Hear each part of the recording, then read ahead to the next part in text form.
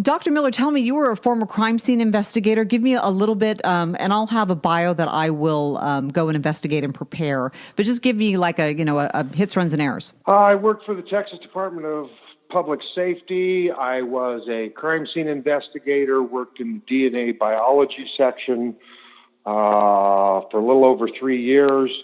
I then went to a private paternity lab that also did forensic work. CODIS, which is the National DNA Fingerprint System. I worked at the paternity lab that did those samples for states as well as paternity samples. I ran that lab for a little over a year, came back to Southern California and started Forensic DNA Experts.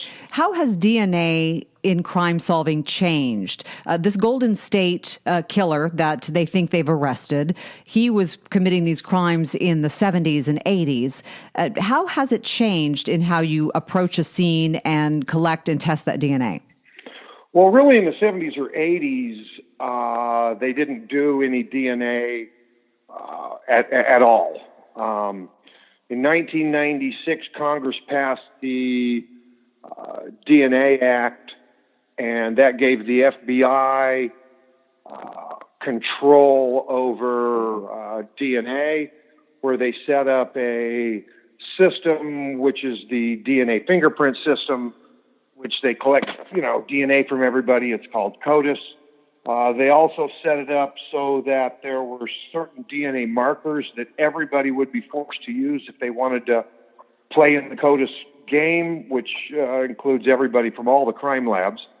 The FBI also set up a accountability system which allows them to indirectly audit all of the labs by a universal measure so that everybody is doing things the same way, as well as the labs being vetted by outside agencies, so that everybody basically in the United States that wants to play in that game has to do things the same way, so the results are universal. Since that time, the entire world really uses the entire system. And while we run more DNA markers now, the DNA markers by the FBI have remained the same. There's 15 of those. There's 13 core loci that are required, and those are the ones that are used in the database. It's changed over time mainly because we've gotten better at it, and we've increased the number of markers. And as DNA has become more powerful at identifying individuals, and as people have recognized the power in that, they've started collecting more samples, things of that nature, so that it's just becoming way more common. The DNA database, of course, has expanded as we continue to add people. So over time, the DNA itself hasn't changed significantly. The technology has continued to improve, but it's relatively similar from what they originally set up. So it's just more markers now. You're able to have more markers to compare the sample with. That's correct. And we call them loci. It's locus, plural for locus. It's just a marker. It's a particular locus in the DNA that we look at. That's one thing. The other thing is that the technology has gotten better, which started doing, for example, YSTR testing, which looks specifically at the Y chromosome, so that we can actually separate out a male profile when there's a huge amount of female DNA. We can essentially just bypass that. The other things that we've done is the technology and stuff has improved. We're able to get profiles from smaller and smaller quantities of DNA and that sort of thing. Do you approach the testing of the DNA differently if you're doing, you're a crime scene like a sex crime scene versus a paternity test, or do they all get the same markers tested? The same markers are tested. The comparison is different. When you're comparing paternity, for example, comparing a parent to a child, you know that the child only carries 50% of the DNA from each parent. So you're really looking for a pattern. A lot of times with paternity, you have a known mom and you have a child, so you can take the child, you can pull the mom's DNA out and say what's left must have come from the father. That's the paternal obligate. In other words, it had to come from the dad. So the comparison is different. When you're comparing a person that's supposedly a suspect to a crime scene sample, the DNA profile must be exact, must be exactly the same, and it must match all of them. Whereas paternity or any other kinship kind of test that you're testing, you're looking at part of the DNA needing to match, not the entire DNA. Is there a particular advance in the last 10 years that has made your job easier when you're looking at crime scene DNA? Well, I don't think there's been any significant jump.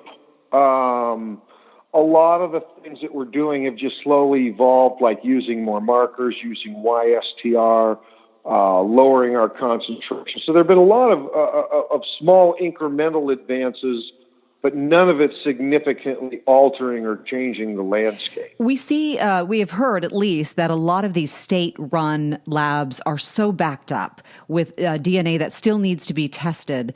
Are you surprised when you see in the news one of these cold cases being solved, or is it a matter of luck that finally, okay, someone had the time to run it or compare it?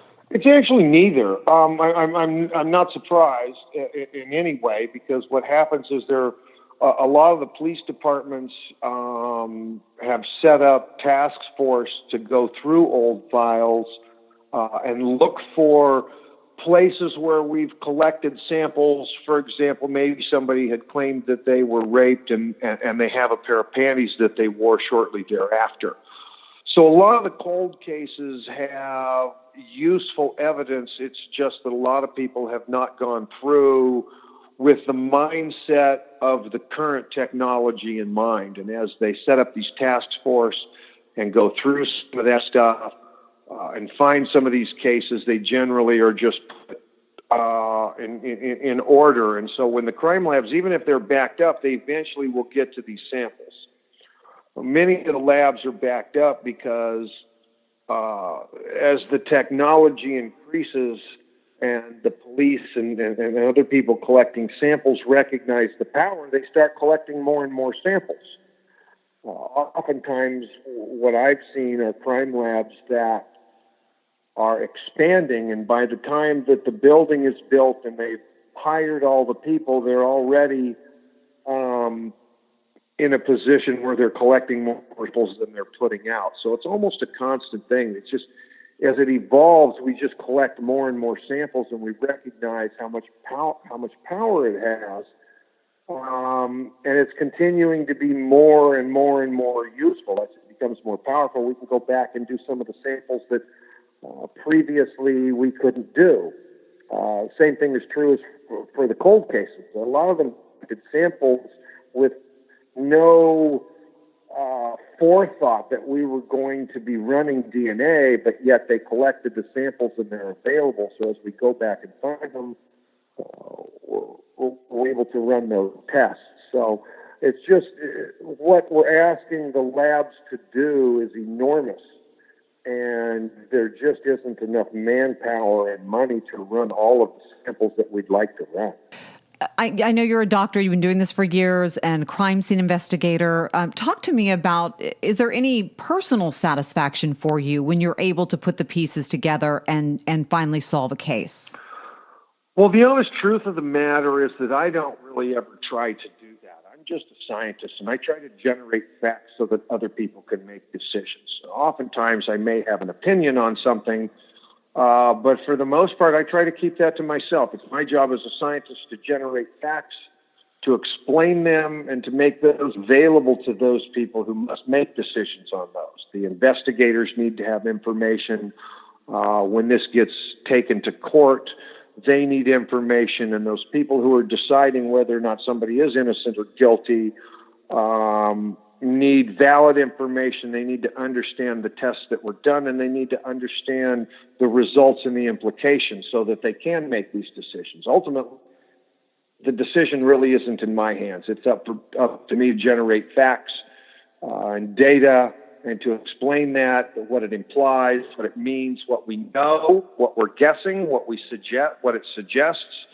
But at the end of the day, I don't play any part in actually putting a guy behind jail, and I don't really get any satisfaction from somebody either going to jail or getting out. It's not really part of my arena. When you have a cold case like this and you have an older piece of DNA, how do you test it? Does it degrade? DNA does degrade, but it depends on the conditions under which it's stored. So if there was, let's say, a semen stain on a pair of panties, if that were thrown underneath the bed in an air-conditioned environment, it would probably be good for 50 years. The things that cause DNA to degrade are sunlight, heat, moisture, chemicals, anything of that nature will cause it to degrade. But if it stays in a cool atmosphere out of the sunlight and it basically remains unchanged, it will last for a very, very long time. Excellent. Dr. Miller, thank you so much for taking the time. I appreciate it. You're welcome. Bye-bye.